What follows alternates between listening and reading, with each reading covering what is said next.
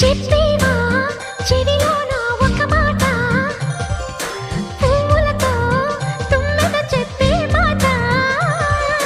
నీ చిరునవ్వు సాక్షిగా తాజ్ మహల్ నాదట, నీ పెదవంచు సాక్షిగా షాజహాను నేనట. నీ తీయని ప్రేమకి నా పెదవే నజరానా, నీ బయటకి నేనిక బానిసనే నెరజానా.